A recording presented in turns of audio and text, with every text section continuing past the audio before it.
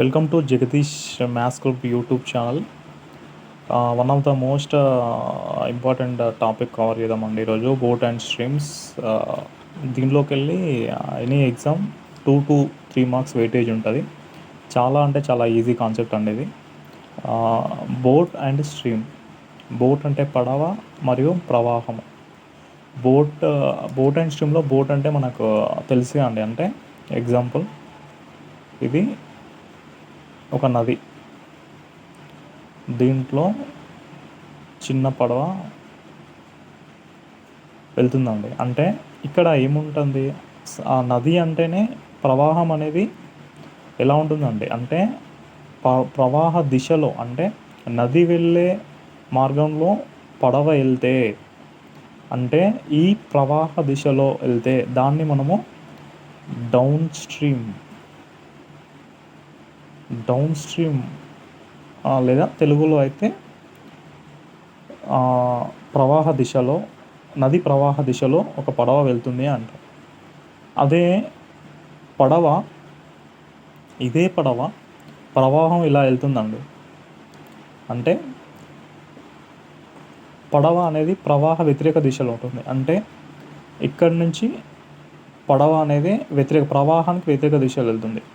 So ఒకవేళ ఇక్కడ ఒక క్వశ్చన్ అండి, పడవ వేగం కంటే ప్రవాహ వేగం ఎక్కువైతే పడవ ఏమవుతుందండి? పడవ వేగం ఏమవుతుంది? ఇది కామెంట్ చేయండి కామెంట్ బాక్స్లో. సో ఆల్వేస్ ప్రవాహ వేగం కంటే పడవ వేగం అనేది ఎక్కువ ఉంటుంది. ఇక్కడ ఒకవేళ ప్రవాహ వేగమే ఎక్కువ ఉందనుకో, ఎక్కువ ఉంటే ఏం జరుగుతుందో కామెంట్ చేయండి. నెక్స్ట్, ఈ సింపుల్ టర్మ్ నుంచే మనము క్వశ్చన్స్ సాల్వ్ చేద్దామని.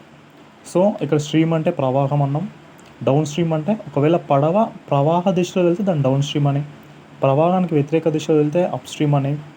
నెక్స్ట్ వీటిని కొన్ని మనకు సింప్లిఫికేషన్ ఈజీగా ఉండడానికి ఒక్కొక్క అక్షరంతో దీన్ని డిసైడ్ చేద్దామండి. ఇప్పుడు స్ట్రీమ్ అంటే ప్రవాహం. ఈ ప్రవాహాన్ని ఎస్ సింబల్తో నేను, అంటే ఏదో ఒక క్యాలిక్యులేషన్ ఈజీగా ఉండడానికి ఎస్ సింబల్ని నేను రెగ్యులర్గా ప్రాక్టీస్ చేసేది కూడా ఇలానే ప్రాక్టీస్ చేస్తాను, ఎస్ సింబల్తో చూపిస్తాను. Next,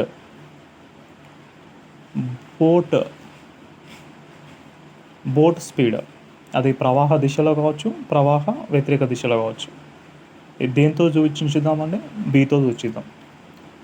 so boat speed B, stream S. ఇక్కడ అంతేగాని స్ట్రీమ్ స్పీడ్ ఉంటుంది, బోట్ స్పీడ్ ఉంటుంది. సో అది అప్ స్ట్రీమ్ అంటే ఎలా అంటే, ఇప్పుడు మనకు డౌన్ స్ట్రీమ్లో బోట్ స్పీడ్ ఎలా ఉంటుందని, డౌన్ స్ట్రీమ్లో బోట్ స్పీడ్ రావాలంటే ఇక్కడ ఈ పడవ వేగాన్ని ప్లస్ ప్రవాహ వేగాన్ని మనం యాడ్ చేస్తే సరిపోతుంది. ఇవి స్పీడ్స్ అండి. అంటే ఇది బి అంటే బోట్ స్పీడ్, ఎస్ అంటే ప్రవాహ స్పీడ్. ఎందుకంటే ఇక్కడ మనం డౌన్ స్ట్రీమ్లో ఏమని చెప్పినాం, ప్రవాహం ఎటు వెళ్తే స్పీడ్ కూడా అటు వెళ్తుంది. అంటే ప్రవాహ వేగం అనేది బోట్కి కాంట్రిబ్యూట్ చేస్తుంది అన్నమాట. అంటే ప్రవాహం ఎక్కువ కొద్దీ స్పీడ్ కూడా పెరుగుతుంది కాబట్టి దాన్ని మనం సింపుల్గా ఎడిషన్ చేసినాం. అప్ స్ట్రీమ్ అంటే ఏంటంటే ప్రవాహ వ్యతిరేక దిశలో ఇక్కడ కింద చూడండి, ఇది అప్ స్ట్రీమ్ అనమాట. దీంట్లో ఇక్కడ ఏమవుతుందంటే ప్రవాహం ఏం చేస్తుంది, తగ్గిస్తుంది కాబట్టి ఈ పడవ వేగం నుంచి ఈ ప్రవాహ వేగాన్ని మనం తీసేస్తాం. సో నెక్స్ట్, ఒకవేళ ప్రవాహం లేదు, నది అనేది అసలు ఎలాంటి ప్రవాహిస్తలేదు అంటే దీన్ని స్టిల్ వాటర్, సింపుల్గా తెలుగులో అయితే ఇది నిశ్చల నీటిలో. అంటే ఎలాంటి ప్రవాహానికి, అంటే నదిలో నీరు అనేది కాన్స్టెంట్గా ఉంది. అప్పుడు ఏమవుతుంది, so of boat down stream plus up stream. అంటే డౌన్ స్ట్రీమ్కి అప్ స్ట్రీమ్ని ప్లస్ చేసేసి దాన్ని ఆఫ్ చేయాలండి. ఎప్పుడు ఎలాంటి ప్రవాహ వేగం లేదు, నిశ్చలంగా ఉన్నది. అంటే కాన్స్టెంట్ స్టేట్లో వాటర్ ఉంటే అప్పుడు ఈ కండిషన్ అనేది వర్కౌట్ అవుతుంది. నెక్స్ట్, మనము స్పీడ్ ఆఫ్ స్ట్రీమ్ అంటే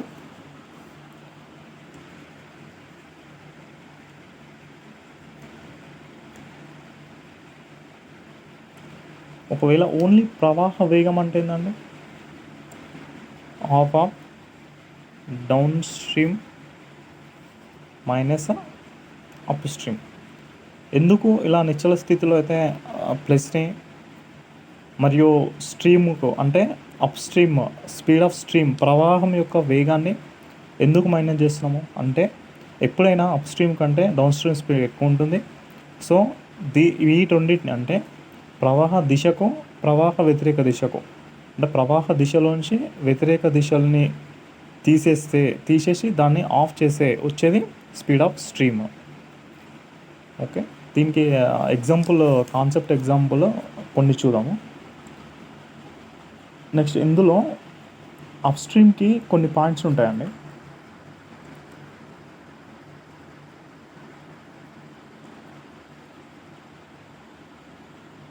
అప్ స్ట్రీమ్ పాయింట్స్ కొన్ని గుర్తుంచుకోవాల్సిన కండిషన్స్ ఉంటాయి. నెక్స్ట్ అంటే if the total time taken by the boat to రో ఏ డిస్టెన్స్ ఆఫ్ డి, అంటే ఒక నదిలో కొంచెం దూరం, ఇది డి అనేది డిస్టెన్స్, ఒక వ్యక్తి వెళ్ళాడు, పడవలో వెళ్ళాడు, తిరిగి వచ్చాడు అంటే టోటల్ టైము అనేది తీసుకుంటుంది కదా. సో ఆ reach back to it's initial position అనేది టీ అంటే ఇక్కడికి వెళ్ళి ఇక్కడికి వస్తానికి అతనికి టోటల్ టైం ఎంత పట్టిందండి, టోటల్ టైం టీ.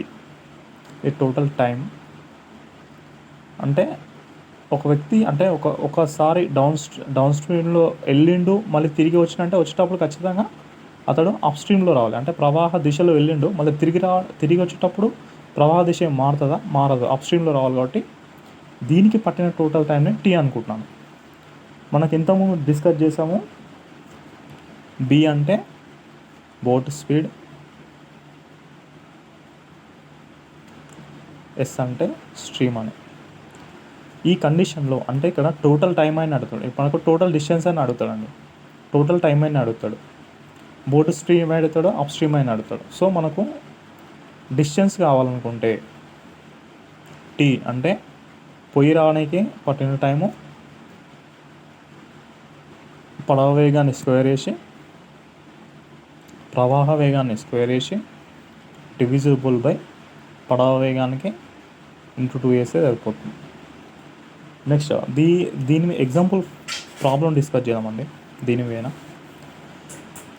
ఒక వ్యక్తి ఏ man goes down stream with a boat to some destination and returns up stream to his original place in 5 hours. అంటే కండిషన్ ఏం లేదండి, ఒక వ్యక్తి డౌన్ స్ట్రీమ్లో వెళ్ళాడు, మళ్ళీ రిటర్న్ వచ్చాడు అంటే ఇక్కడ టైం ఎంత పడుతుంది, 5 hours. Next if the speed of the boat in still water, అంటే బి ఎంత ఇచ్చాడు, 10 km/h. అండ్ ఈ speed of the boat in still water and the stream ఎంత ఇచ్చిండండి, స్ట్రీమ్ స్పీడ్ ఎంత ఇచ్చిండు అంటే ప్రవాహం యొక్క స్పీడ్ ఎంత ఇచ్చిండు, 4 km/h. The distance of the destination from the starting point, అంటే డెస్టినేషన్ నుంచి స్టార్టింగ్ అంటే ఈ డిస్టెన్స్ ఎంత అంటున్నాడు, డి ఎంత అంటున్నాడు. సో మనం వాల్యూ సబ్స్టిట్యూట్ చేసి అయిపోతుంది. మనకు కావాల్సిన డి రావాలంటే టోటల్ టైం ఎంత అండి, టీ కదా, total time T, B square అంటే 10² మైనస్ ఎస్ స్క్వేర్ అంటే ఎస్ మీన్స్ 4 బై 2, బి అంటే ఎంత అండి 10. సో దీన్ని సింప్లిఫికేషన్ చేస్తే 100 మైనస్ 16 84 ఇంటూ 5 ఇంటూ 2 ఇంటూ 10 42, 5 2 21 ఎంత అండి 21 kilometers. డిస్టెన్స్ ఎంత 21 kilometers అనేది ఉందండి. అంటే మనకి చాలా సింపుల్ కాన్సెప్ట్ అండి బోట్స్ అండ్ స్ట్రీమ్స్ అనేది. అనవసరంగా ఈ చాప్టర్ని మిస్ చేసుకొని మార్క్స్ కోల్పోవద్దు. మీకు నచ్చినట్టయితే కాన్సెప్ట్స్ అంటే సింపుల్ వేలా మన భాషలో అంటే మన స్టూడెంట్ లాంగ్వేజ్లో అర్థమయ్యేలాగా వివరిస్తా, ప్రతి కాన్సెప్ట్ని అర్థమయ్యేటట్టు వివరిస్తాను. దీనికోసం మీరు చేయాల్సిన చిన్న ఫేవర్ ఏంటంటే ఈ వీడియోని షేర్ చేయండి. ఎక్కువ మందికి రీచ్ అయ్యేటట్టు ట్రై చేయండి. అప్కమింగ్ ఎగ్జామ్స్ ఏదైతే ఉన్నాయో వాటి అంటిల్ కొనసాగుతూనే ఉంటుంది మన జర్నీ అనేది. ఎప్పుడు న్యూ మెథడ్స్ వస్తూనే ఉంటాయి. దాన్ని ఒకే కాన్సెప్ట్ డిఫరెంట్ వేలో అప్లికేషన్ సింపుల్ వేలో కాన్సెప్ట్ని మీకు రీచ్ అయ్యేలాగా నా ప్రయత్నం చేశాను. Thank you very much.